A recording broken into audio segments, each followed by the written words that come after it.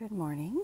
It is 7:30 on the 4th of July, 2023, and I wanted to do a quick tour through the garden so I can see how things look and how it progresses. So this is the Monterey cypress. I've been watering it and keeping an eye on it. It does not seem to be getting any better, but it doesn't seem to be getting any worse. There's still green on the interior. I trimmed back the dead, and I've been regularly supplementing with additional water because we did just go through several days of 100. This is my limelight hydrangea.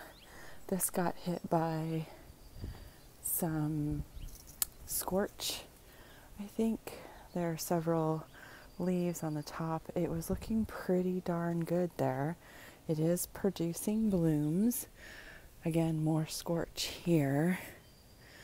I am not sure why. I mean, this is supposed to be tolerant to the sun, and it doesn't get too much. It just gets morning sun. Coleus is looking really beautiful. It is loving its life here.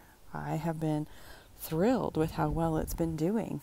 To my surprise, I am shocked how happy it is. So, yay, success. All right, raised beds. I put a zucchini plant in the raised bed, and it is thriving. Really happy. I do have leaf hopper bugs running around the yard, so I've been squishing as many as I can find. But this plant seems to still be doing okay. My sweet peas finally started coming up, the flowering sweet pea, but it may be too late. I mean, we are in the heat. I tried to plant Armenian cucumbers, made a mistake, didn't actually plant cucumbers, planted more squash, which is why I have this plant. And I bought a Japanese cucumber at the garden center, so this is where we are on that guy. There are some cucumbers on it.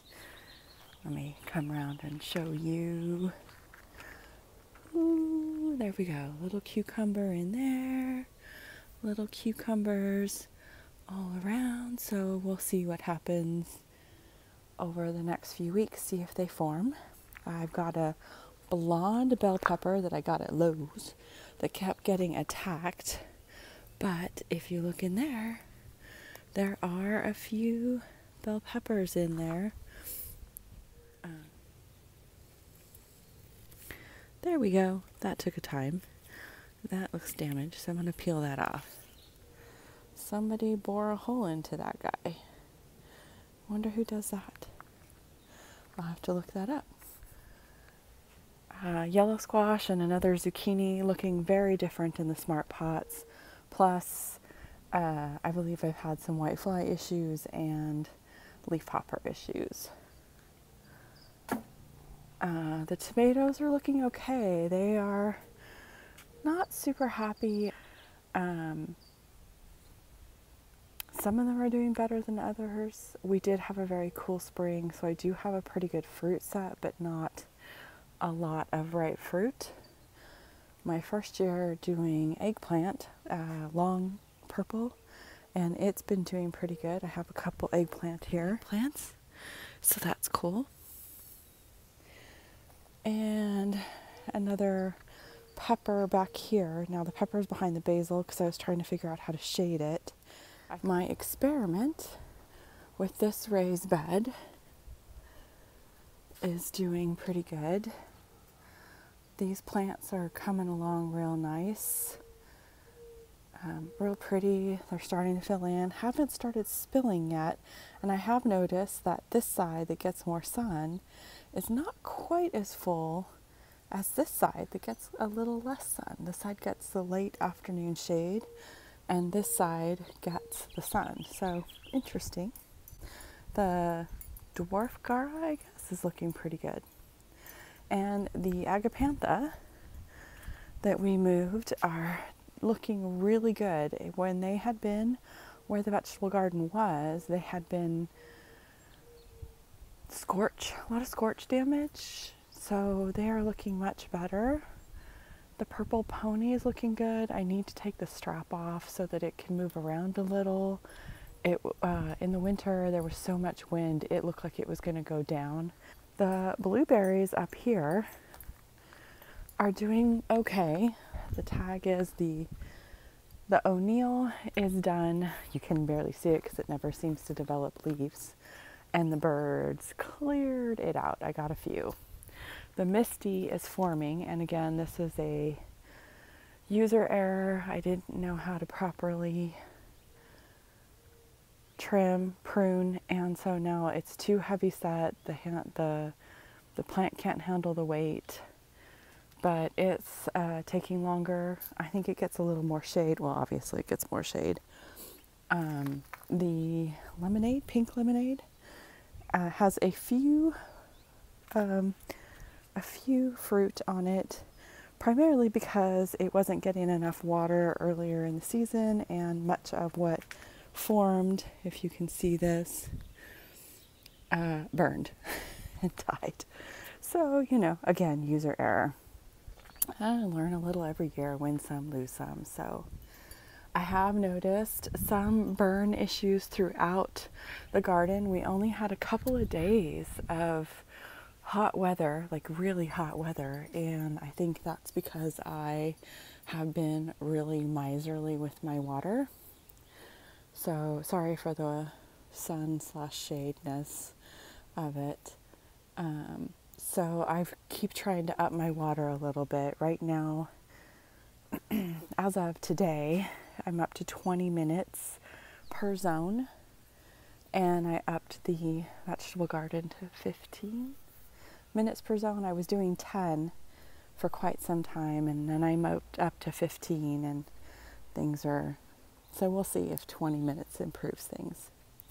This area is looking good. This is the new Eastern redbud, and from what I've seen, Eastern redbuds like to have their roots protected. So I'm thinking a couple more of this euonymus plant planted around here to help protect the roots might do well. I did have sage planted there, and all the sage just shriveled up. I suspect maybe the sage was getting too much water, and that might be the reason why. I've had trouble with the petunias in the pots. The pots dry out really fast, and I don't have a special zone for them. I've also, of course, gotten budworm in specific places. The budworm is not attacking the flower box, but it is all over all the others. I've had to work on controlling that, and I keep searching for them, and then I was treated with BT a couple times. I planted marigolds along the house because I transplanted some last year at the last minute, and they thrived in the heat against the house. I have a thermometer, a cheap one, and the house can get reflective heat of 150 degrees, maybe more. I think a couple times I've hit 180. So I planted really heat-loving plants, and they so far have done really good as it's heated up. These were the two Echinaceas that I bought. One is a green and one is a white. So they have finally started coming into their own and looking pretty good. I'm thinking when I get another euonymus or two, I'm thinking maybe put ring two here, and I'd pull the Echinacea back a little bit to help protect the root balls a little more. This is a dwarf Nepeta, so I think the dwarf Nepeta can stay across the front. So we'll see how this forms up. I also put Russian sage. This is supposed to be more of an upright one, but this one is dropping. It might be getting more water than the other one, I think, and that's why it's flopping. I have a couple of plants closer to it, so maybe it's getting too much water. The dwarf lavender is done with its bloom, and it needs to be cut back. I was planning to do that this weekend after the 4th of July. This is another Echinacea I got. This one isn't doing quite as well as the other one. I got this at the UC Davis nursery sale, but it's still looking good. It's a little more orange than I expected. I thought I bought like a pink one. It ages pink, but it's a bright orange when it comes out. And this one has struggled. I bought a sick one. And it is so teeny tiny. Like, it's like an inch tall. Seriously, let's see if I can get that in here. Oops, hands in the way. That you can see, like, it is teeny tiny. Lots of sage. The Atlas Rose is blooming. The penstemon, I lost one right here, right there. These two are doing okay. I have not been able to get them to rebloom. I'm not sure what I'm doing wrong. The Verbena. The Verbena is finally starting to take off. It's been in the ground for over a month, and it's finally starting to look good. The Gladiolus are finally blooming, and they're looking beautiful. I'm real happy with the way they're coming out. I have quite a bit of sage in the garden. I was trying to do a lot of these trumpet style flowers for the hummingbirds, but they just haven't been as successful as the Amistad salvia was previously, which we had in the garden the last few years. Now, right behind here, I did buy another Amistad, but I don't know if it's getting enough sun right there, so I feel like maybe it needs to move further into the sun, and then it'll do better. My pot with the Verbena, let me get out of the way. The Verbena, I think this was like purple rocket sage, and then I had Coreopsis, and the Coreopsis died. It's just done. So I cut it back except for what was still going. This was a mirror of the other one that's on the other side of the yard. That guy over there. He is doing much better. He, she, it is doing much better. But again, the trumpeted flowers just don't seem to come out very much. Let's see. Ooh.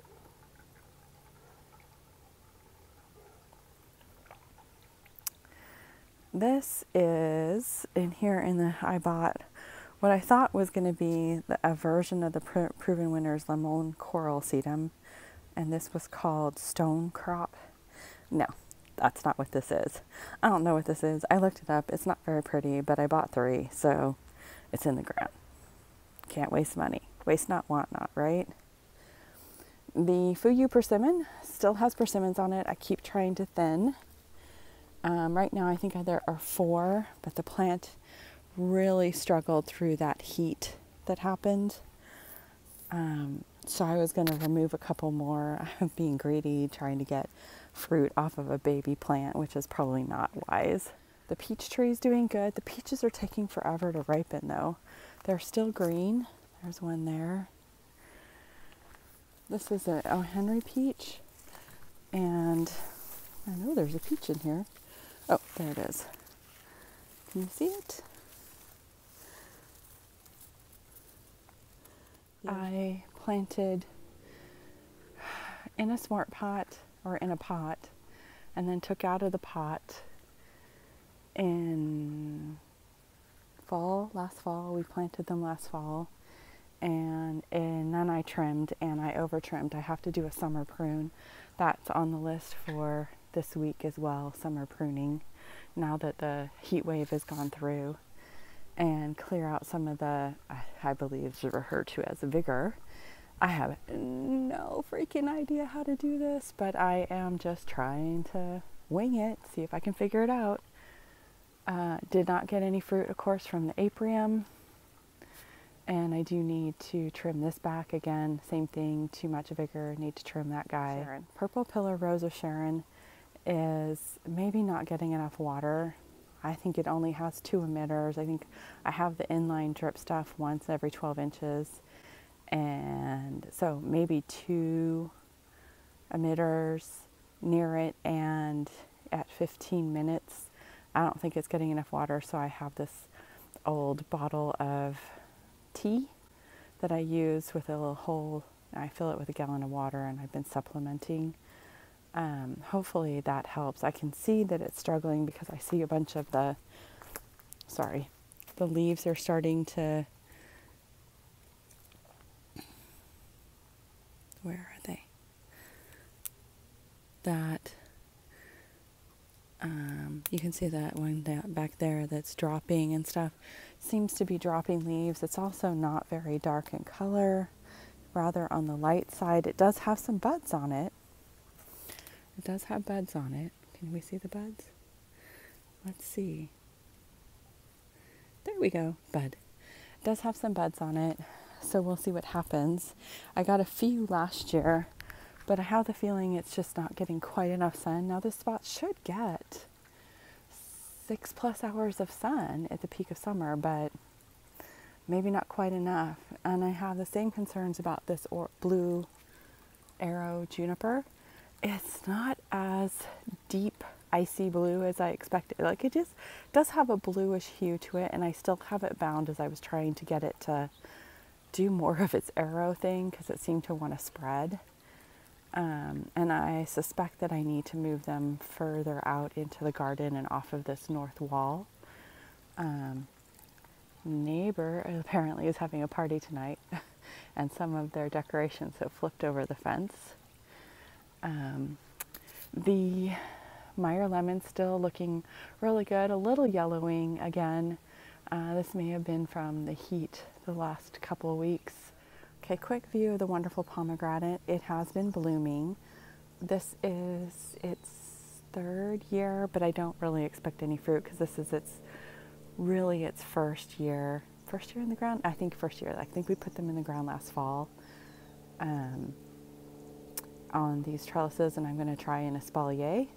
Again, no real clue, but I'm going to try because, you know, it turns out pomegranates get huge. You can control them, so they say, but we'll see if that's true. I may have made a huge mistake. Who knows? Okay, pomegranate 2, the pink satin. This is only its 2nd year in the ground, and it's still growing. I think 2nd year. Oh, I'm losing track of time. Oh, so bad. Anyway, it actually put on a couple blooms as well, but of course, no fruit. Maybe next year. Maybe next year on the wonderful and the year after on the pink satin. Looking forward to the pink satin. This one I definitely want to survive. This spot in the late afternoon is actually in the shade. So I don't know if this is a good spot. And I'm trying to decide if I should move it this fall before it gets too established. Because from what I understand, they want hot, full sun all day. Where I put the century Asian pear, and this Asian pear didn't get planted properly. It's not high enough, and we have lots of issues with water accumulation in the winter. We have improved our drainage substantially, but I plant everything on a hill. You can see all these little hills around the yard. I plant everything hilled up so that it can, it doesn't get water accumulating around the base. Anyway, so I'm thinking that potentially, although I don't know if I could keep it small enough to keep it in this space, but potentially plant it here along this space, and it would get a good amount of sun here, especially in the late afternoon when the sun's coming from right through there, and this whole area gets nailed by the sun, which is why I have these Russian sage here on this wall. That maybe it would be happier here, and the pear might be happier further back towards the fence with a little late afternoon protection. It's a thought. All right, moving on.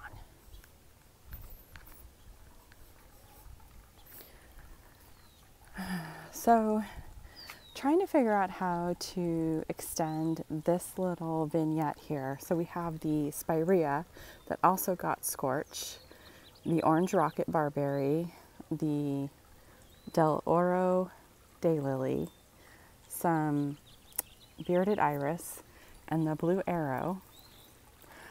The bearded iris was just randomly planted there because I was clearing out my big patch and I didn't want to throw it away. I was being greedy. So I have random plantings around the yard, but it really wasn't meaningfully planted, and I'm not sure that really belongs there, but I do like the structure the leaves bring.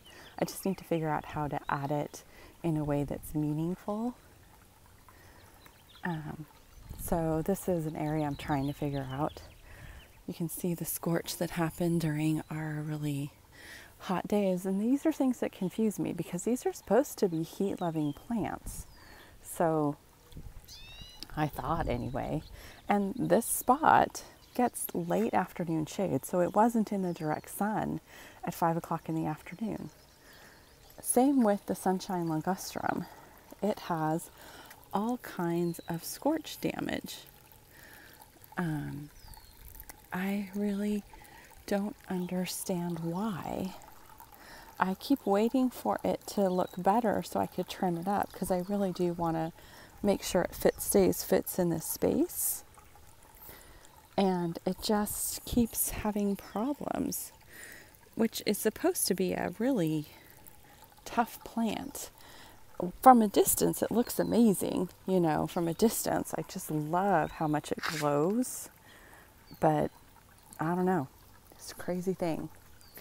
I added 2 orange rockets to the yard earlier this spring. This one did not handle the heat well.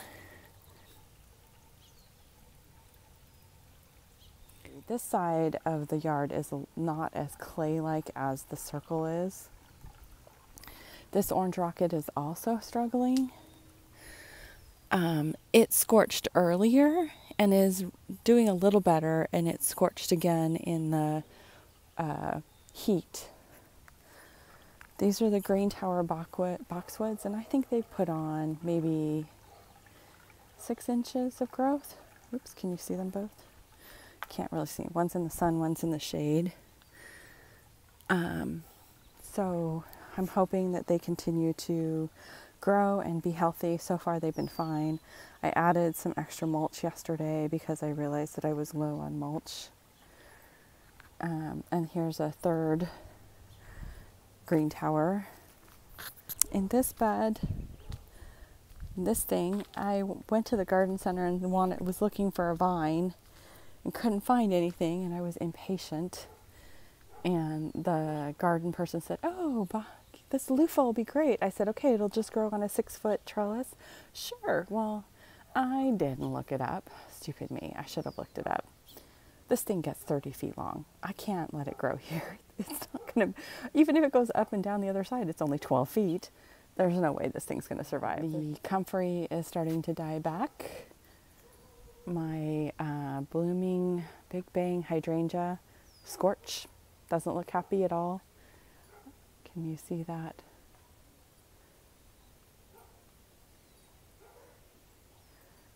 The foxglove is done blooming. The spikes have been spreading their seed. I do have a few babies growing throughout the patch here, so I'm happy about that. Pink cushion flower looking good. I just deadheaded this dwarf geranium. The rain lilies in various places. Some look better than others. I don't know if you can see this, but this is a rain lily. That is a rain lily. That is a rain lily. I'm pretty sure that's a rain lily. But that's also a rain lily. Let's see if you can see it. Yes, I don't know if you can see that.